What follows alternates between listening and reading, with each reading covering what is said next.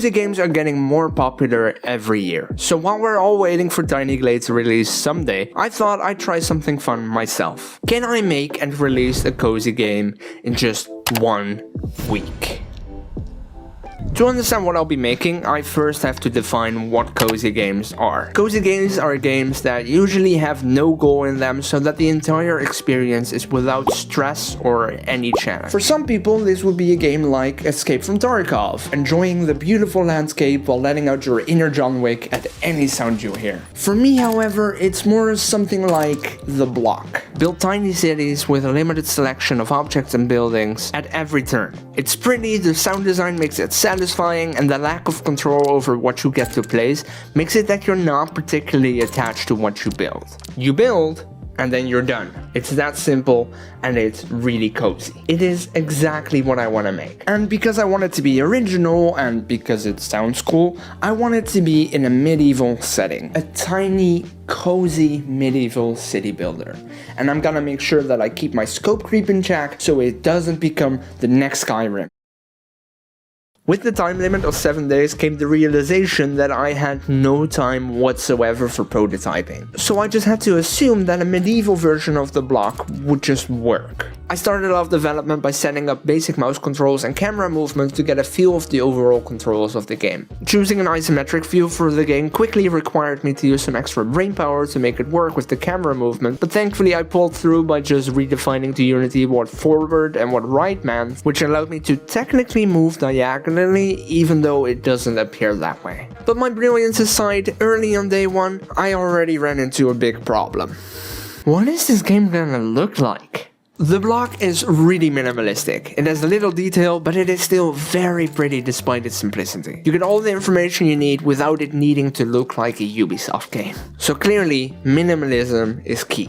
But I do not have any art skills apart from drawing cars that look like this, and my 3D modeling abilities never got further than these models, which I made nearly 5 years ago. 5 years? Time flies when you're depressed. Ooh! These assets look really nice. I had this idea in my head to pixelate the game, to have like 3D models of certain medieval buildings or whatever, and then pixelate them to make it look a little more simplistic. And yeah, well, no, that didn't work out that well. Yikes, that looks bad. Maybe I should make it just like one color? Okay, God no! Bruce Banner just took one massive dump in this scene. Sorry, Mr. Hope, but that's not happening. On day 2, I was still struggling to find something that looked nice. I was still trying to find good ways to pixelate 3D models and still looking for medieval assets that didn't look so modern? I'm not sure. But a new day with fresh air in my lungs meant new ideas.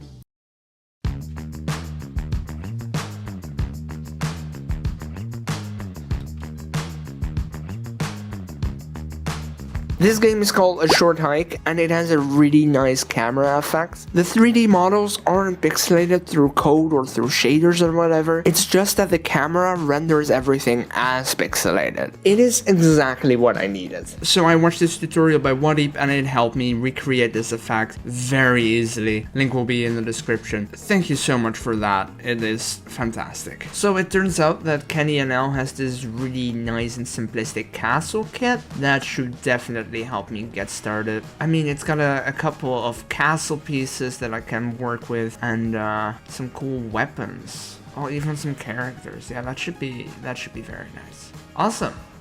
The game is slowly starting to look a little like what I imagined, and it is very nice. I also got an object preview going and it's following my mouse position. It's super rough, but it's working, and that's honestly what matters. For anyone curious, I have a mouse controller that basically has the camera shoot a ray from the screen position of my mouse to the world, and then as it does that, it checks what it hits in the world. Using that, I can determine what tile of the world I'm hitting and set the position of my preview object to that tile. But in the meantime, every ground tile knows through a separate script if there is an object placed on top of it, and thus if my mouse controller wants to show a preview object on that tile, it will only do so if there is no object already placed on the tile. Also, you can rotate the object. Look, it's a castle! My god, is it ugly, but hey, it'll get better.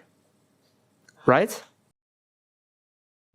So this may come as a surprise to some people, but I also have a job, and today is when I get another piece of work. If you don't know, I edit videos for people here on YouTube, mostly game developers, and yep, I got an editing job to do. Awkward timing.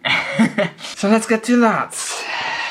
So all I was able to do really today was add some placement particles that I thought looked pretty cool. It's just a bunch of smoke appearing right underneath the object that you're placing. Yeah, I thought it was pretty nice. Pretty sick. But yeah, that and then the placement animation. You watch this this object, right? So watch as it like grows a little. You see, it becomes very small and then it grows to its original size. I thought that looked cool. I thought it looked really cool. It's just already playing around a bit with like polish.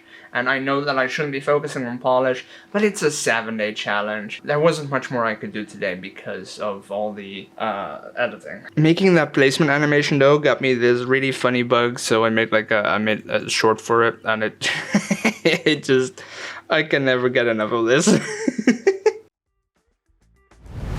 Unfortunately, I had to continue working on day 5. I still had a video to finish before the end of the week, and honestly, the overlap of these two deadlines was very stressful. Obviously, the game didn't have to be finished after these 7 days, but I still wanted to try to get it done. So while day 5 Shelf is stressing out about that, current me is going to tell you about everything I was able to get done that day. There's more tiles!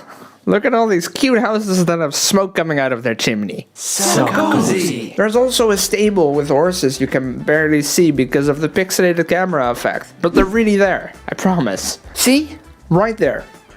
I think. There are a few more tiles that I could mention, but we should probably just go to day 6. So, this video that I'm editing right now needs to be done tomorrow, and so does the game if I want to complete this challenge somehow. I'm not sure if I could do it.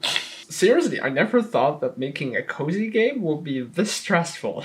Oh my god. Honestly, I don't think there is too much to do anymore on the game, but it's kind of dull right now. So if I do have some extra time, I should maybe try and polish it, make it a little more exciting. Yeah, let's get to it.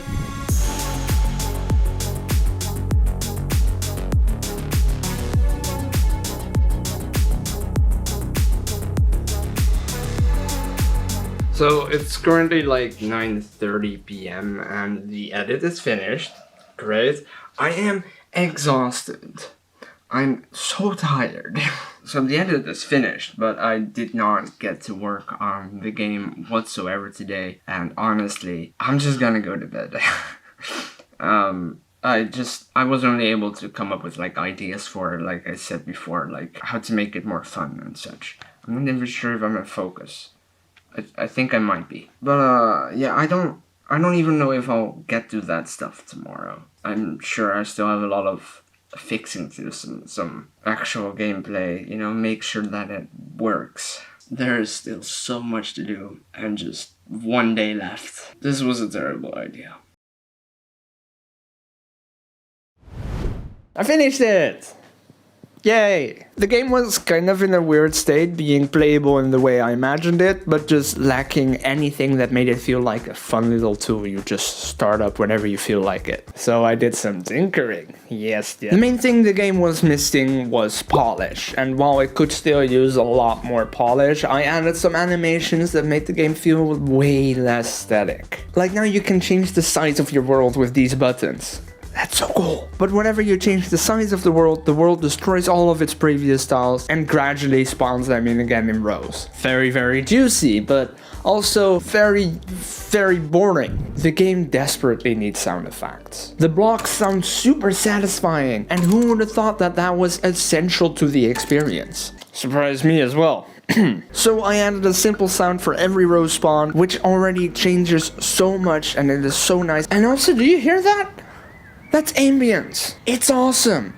But since when do I know what I'm doing? I then added more sounds for placing, removing, rotating and switching buildings, but my favorite thing I added, which kind of made this whole thing feel worth it, was this animation when you finish a build. I'm convinced that is actually my favorite thing I've added. It is so satisfying. And that is how I made my minimalistic medieval city builder in just 7 days. I decided to call it Le Chateau, which is French for the castle. The word castle is very ugly in a lot of other languages, so that's why. That said, this all happened ages ago, and I've spent every moment of my time since polishing it and adding more and more features. The game is nothing like what I made in these 7 days, and I'll be showing you exactly what else it is that I did in the next video. But until then, subscribe and wishlist Le Chateau on Steam. It releases early March. Let's see if we can add 5 wishlists before then.